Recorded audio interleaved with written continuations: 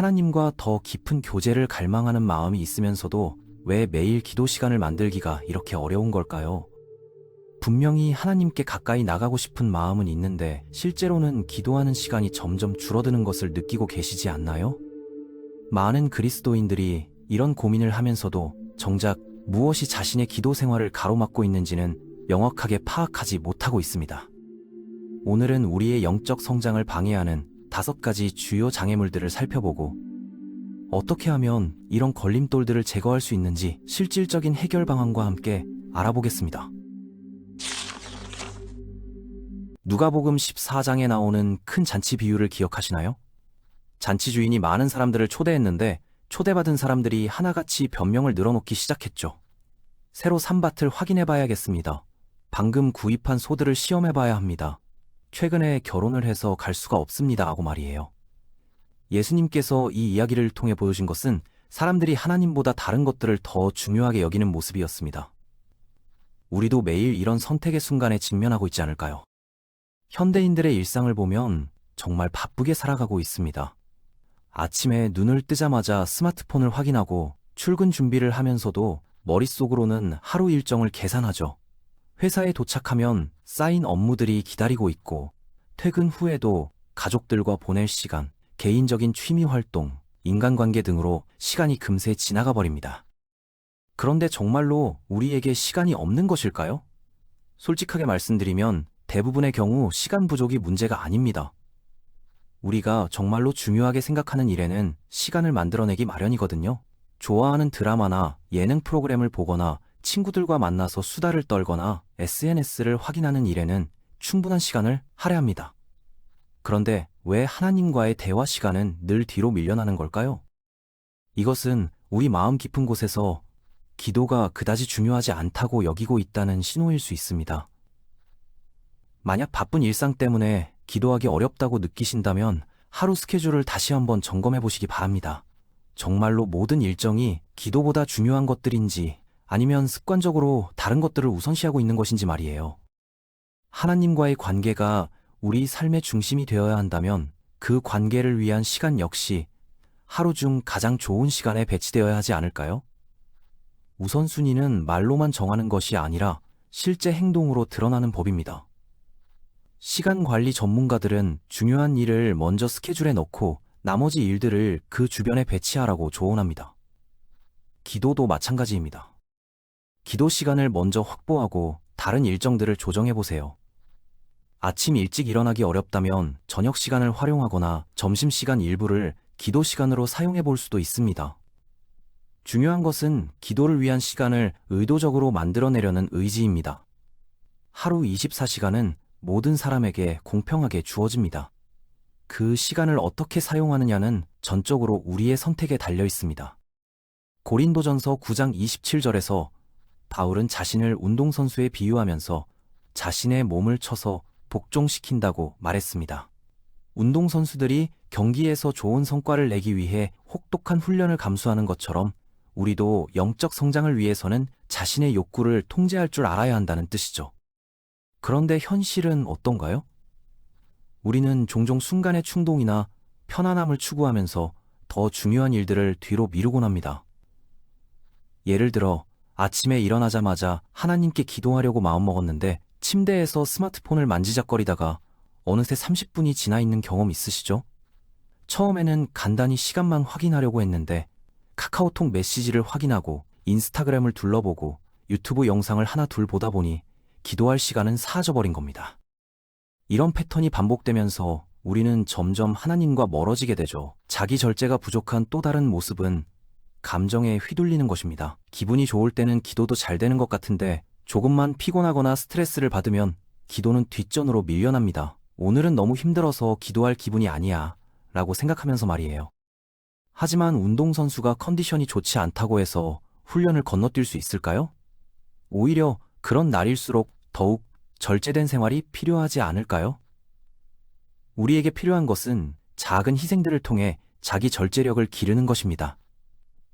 매일 정해진 시간에 모든 전자기기를 끄고 조용한 시간을 갖는다든지, 특정 앱 사용 시간을 제한한다든지, 잠자리에 들기 전 30분은 반드시 기도와 묵상의 시간으로 확보하는 것 같은 작은 실천들 말이에요.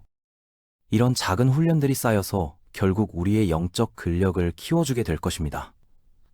절제는 하루아침에 생기는 것이 아니라 매일 조금씩 연습하면서 기르는 습관입니다. 처음에는 5분이라도 좋으니 방해받지 않는 시간을 만들어 보세요. 스마트폰을 다른 방에 두거나 비행기 모드로 전환하거나 알림을 모두 끄고 오직 하나님과의 시간에만 집중해 보는 겁니다. 절제력을 기르는 또 다른 방법은 미리 계획을 세우는 것입니다. 내일 아침에 일어나면 기도해야지라고 막연하게 생각하지 말고 구체적으로 몇 시에 어디서 어떻게 기도할지 미리 정해놓는 것이죠. 그리고 그 계획을 지키기 위해 필요한 환경을 미리 조성해두세요. 기도할 장소를 정리해두고 성경이나 기도 노트를 준비해두고 방해 요소들을 미리 제거해두는 것입니다. 갈라디아서 5장 17절은 우리 안에서 벌어지는 영적 전쟁에 대해 말합니다. 성령의 소욕과 육체의 소욕이 서로 대적한다고 했죠. 이 말씀이 보여주는 것은 그리스도인의 삶이 결코 쉽지 않다는 사실입니다. 우리는 매 순간 선택해야 합니다. 하나님의 뜻을 따를 것인가 아니면 내 욕망을 따를 것인가 말이에요. 문제는 우리가 죄에 빠질 때마다 하나님과의 관계에 금이 간다고 느낀다는 점입니다. 분노를 터뜨렸거나 거짓말을 했거나 부정직한 행동을 했거나 음란한 생각에 빠졌을 때 우리는 자연스럽게 하나님을 피하고 싶어집니다. 마치 아담과 하와가 선악과를 따먹은 후 하나님의 낯을 피해 숨었던 것처럼 말이에요. 죄책감이 클수록 기도는 더욱 어려워지고 시간이 지날수록 하나님과의 거리는 더욱 멀어지게 됩니다. 그런데 여기서 우리가 놓치고 있는 중요한 사실이 있습니다.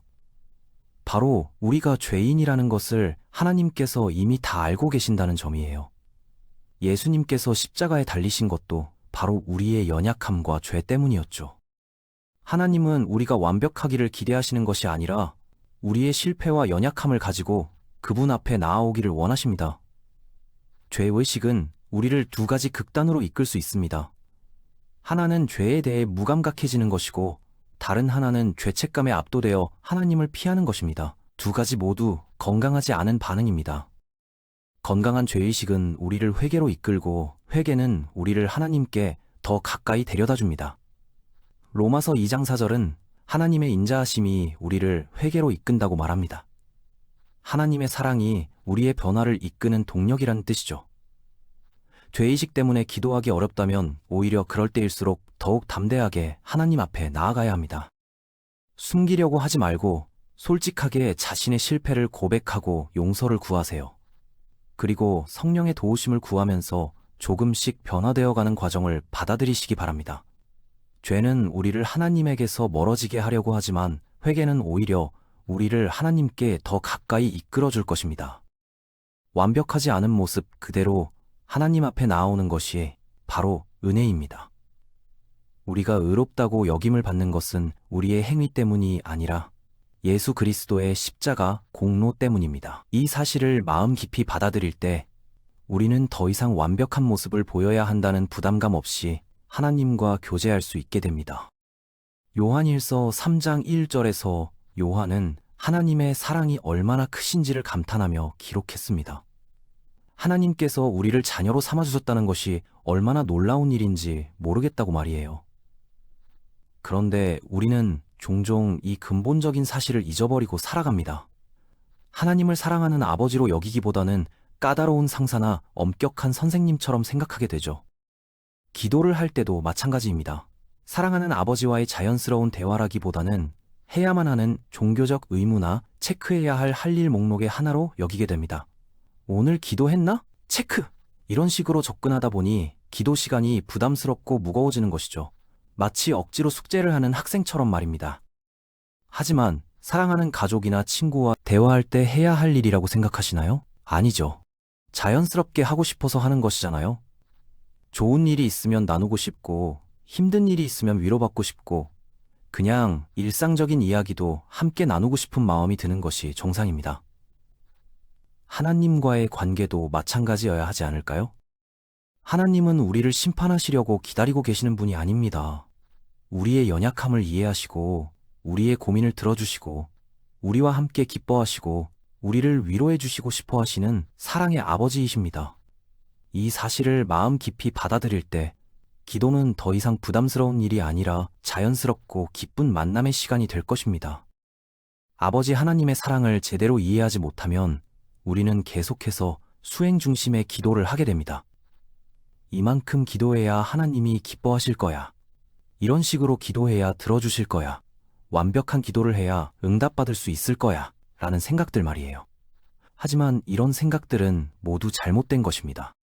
하나님은 우리의 완벽한 기도를 원하시는 것이 아니라 진실한 마음으로 그분께 나아오는 것을 기뻐하십니다. 어린아이가 아버지에게 하는 어눌한 말도 아버지에게는 소중한 것처럼 우리의 서툰 기도도 하나님께는 귀중한 것입니다. 하나님의 사랑을 확신할 때 우리는 더 자유롭게 기도할 수 있습니다. 마가복음 7장에서 바리새인들은 예수님의 제자들이 전통적인 방식으로 손을 씻지 않는다고 비난했습니다. 하지만 그들이 고집하던 그 방식은 하나님께서 명령하신 것이 아니라 사람들이 만들어낸 전통이었죠. 예수님께서는 이들을 향해 하나님의 계명은 버려두고 사람의 전통만 붙들고 있다고 꾸짖으셨습니다. 우리의 기도 생활에서도 비슷한 일이 일어나고 있지는 않을까요? 많은 그리스도인들이 기도에 대해 나름대로의 규칙들을 만들어 놓고 그것에 얽매여 있습니다. 기도는 반드시 새벽에 해야 한다. 최소 30분은 기도해야 의미가 있다. 무릎을 꿇고 기도해야 진짜 기도다. 성경을 읽은 후에 기도해야 순서가 맞다 같은 생각들 말이에요. 이런 방식들이 도움이 될 수는 있지만 절대적인 규칙으로 여길 필요는 없습니다. 문제는 이런 규칙들 때문에 오히려 기도하기가 더 어려워진다는 점입니다. 시간이 부족해서 30분 기도를 못할 것 같으면 아예 기도하지 않게 되고 새벽 시간을 놓치면 오늘은 기도 시간을 놓쳤으니까 라며 하루 종일 기도하지 않게 되죠. 이것은 마치 바리새인들이 전통 때문에 하나님과의 관계를 놓쳤던 것과 같은 실수입니다. 기도는 본래 매우 간단하고 자연스러운 것입니다. 걸어가면서도 할 수 있고 일하면서도 할 수 있고 짧은 시간이라도 충분히 의미 있게 할 수 있습니다. 출근길 지하철에서 조용히 감사 인사를 드릴 수도 있고 점심시간에 잠깐 하나님께 도움을 구할 수도 있고 잠들기 전에 하루를 되돌아보며 대화를 나눌 수도 있습니다. 중요한 것은 형식이 아니라 하나님과 소통하려는 마음 자체입니다.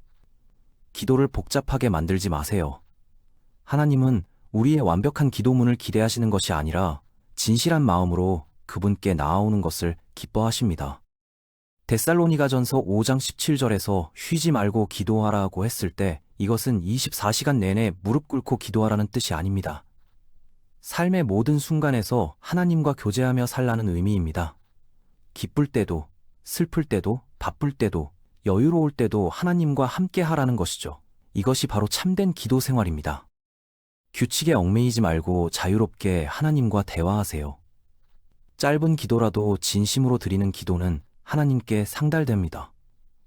완벽한 환경을 기다리지 마시고 지금 이 순간부터 하나님과의 교제를 시작해 보시기 바랍니다.